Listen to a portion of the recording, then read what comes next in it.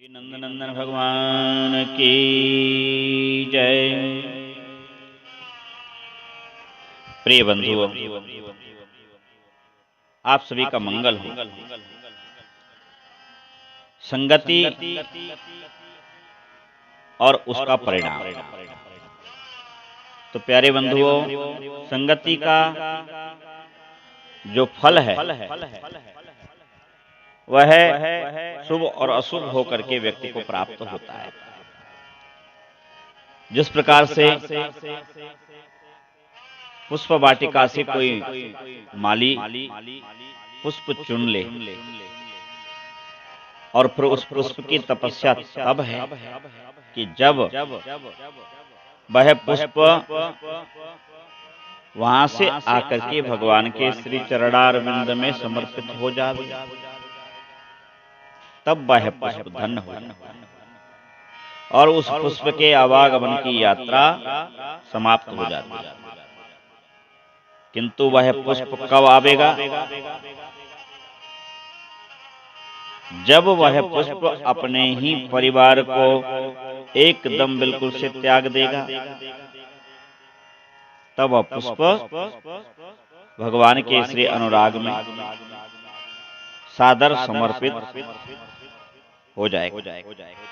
कहने का अभिप्राय यही है, हम लोग भी जब अपने एक बहुत बड़े परिवार का त्याग कर देंगे तो हमें भी भगवत शरण प्राप्ति सहज हो जाएगी। अब जरा विचार करें, क्या त्याग देंगे? घर परिवार, दुकान, मकान, भूमि, भवन, पुत्र पत्नी? नहीं, इनके त्याग से कोई बात बनने वाली नहीं। ग्रह त्याग से कोई व्यक्ति त्यागी नहीं होता, परिवार त्याग से कोई व्यक्ति त्यागी नहीं होता। तब कैसे त्यागी बनेगा? जब हम अपनी कुचेष्टाएं, राग वृत्ति आदि का त्याग कर देते हैं, तब हम प्रभु के प्रिय बन जाते हैं। जब हम अपने क्रोध, मोह, मद, अविवेक, मत्सर, ईर्ष्या, द्वेष आदि से विरक्त जब हो जाएंगे, तब हम भगवत शरणार्थी बन जाएंगे। और जब भगवत शरणार्थी बन जाएंगे, तब चारों तरफ मंगल ही मंगल होगा। क्यों? तो कहने का तात्पर्य यही है कि सत्संग फिर मंगल के मूल का परम हेतु है। बाबा मानस में कहते हैं कि सत्संगत मुद मंगल मूला, सोई फल सिद्धि सब साधन फूला। सत्संगत मूल है किस चीज का? मंगल का। तो सत्संगत से यह जिस प्रकार उस पुष्प को वह सद्गुरु रूपी माली अपने हाथों से चुन करके और फिर सुंदर ढंग से या तो माला बना करके या गुलदस्ता बना करके उसको जब प्रभु के पादारविंद में पहुंचा देता है, तो वह देवों के सिर पर चढ़ करके इठलाता है। ऐसे ही जब हमको भी मार्ग में कोई सद्गुरु मिल जावे, तो ये जीवन यात्रा रूपी मार्ग का वह मार्ग सुगम हो जावे और वह गुरु हमारे इन विकार रूपी परिवार, जो हमारे अहेतु का सबसे बड़ा प्रमुख कारण है, उनका हरण भी वह करवा देता है। और वह संगत कैसी करा देता है? शुभ संगत। क्योंकि संगत का बड़ा प्रभाव है। धूम कुसंगत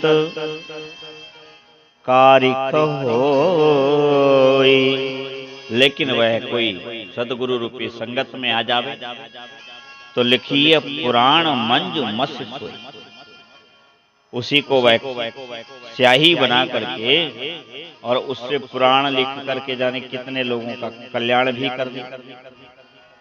तो सत्संगत, और भैया हमारे अंदर जो सठता का भाव है वो सत्संगत से बड़े सरलता से सुधर जाता है। जब हम बार बार संगति करेंगे, सत्संगति करेंगे तो सठ सुधरहि सत्संगति पाई।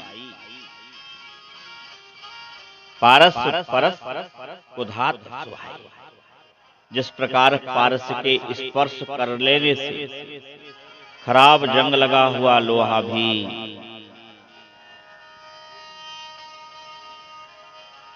स्वर्ण बन जाता है, ठीक उसी प्रकार विधिवत सुजन कुसंगत परहि फनि मनि सम निज गुण अनुसरहि। तो विधाता के और हमारे भाग्य दोष के कारण व्यक्ति कुसंगत और सुसंगत में आता है, किंतु मनुष्य मात्र को परमात्मा ने वह बुद्धि का पदार्थ दिया है जिससे वह यह समझ ले कि हम कुसंगति में हैं या सुसंगति में। और कुसंगति में पड़ जावे सो कोई बात नहीं, लेकिन जब उसको कोई सद प्रकाश सदगुरु मिल जावे, कोई मार्ग मिल जावे, तब वह तत्काल उनको छोड़ करके और सत्संगत में आ जावे, क्योंकि सत्संगत गुण उपजे सत्संगत गुण जाय। सत्संगत से ही गुण उपजते और सत्संगत अगर कुसंगति में बदल जाए तो कुसंग पड़ जाता है। सत्संगत गुण जाय कैसे? बास फास अरुमीसुरी सुभैया एक कई भाव बिकाय।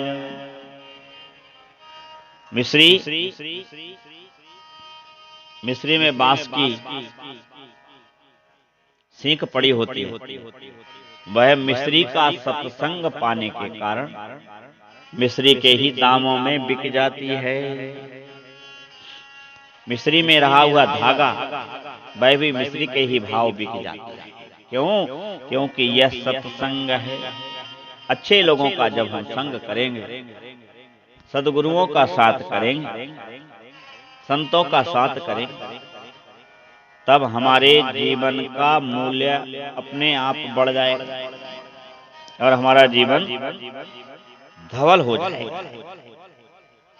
लेकिन संतों का साथ करने के लिए भाग्य चाहिए, क्योंकि विधिवश विधाता के बिना, अर्थात विधाता का अर्थ है कि भाग्य के बिना। बाबा तुलसीदास जी कहते हैं कि विधि हरि हर कवि कोविद बानी कहत साधु महिमा सतुचाने। संतों की महिमा कहने में, संतों की महिमा का वर्णन करने में, सत्संग की महिमा का वर्णन करने में विधि हरि हर कवि कोविद बानी वह भी संकोच करते हैं। बाबा तुलसीदास जी कहते हैं सो मौसन कही जात न कैसे। बोले कैसे? बोले साक बनिक मणि गुनगन जैसे। जैसे सब्जी के बेचने वाले से कोई मणियों का दाम पूछे तो वो क्या बताएगा? उसे क्या जानकारी? उससे सब्जी का भाव पूछ लो, मणियों का भाव वो क्या जाने। वह तो मणियों को भी अगर ना हुआ तो वह साक के ही भाव बेच डालेगा। इसी प्रकार संगति का असर, सत्संगति का असर बड़ा पावन है। इसलिए प्यारे बंधुओं, सत्संग से क्या होता है? मज्जन फल पेखिय तत्काला। सत्संग का मज्जन जो करता है, सत्संग की सरिता में जो नहाता है, वह सत्संग का दरिया नहा लो जिसका जी चाहे। क्या होता है? मज्जन फल पेखिए तत्काला, काक होई पिक तो कौए कोयल बन जाते हैं, और बकऊ मराला, और जो बगुले हैं वो मराल बन जाते हैं, अर्थात हंस बन जाते हैं। सुनिया अचरज करे जन कोई, सत्संगति महिमा नहीं कोई। ऐसी सत्संग की महिमा है। आप सबका कल्याण हो। श्री राम जय राम, जय जय राम।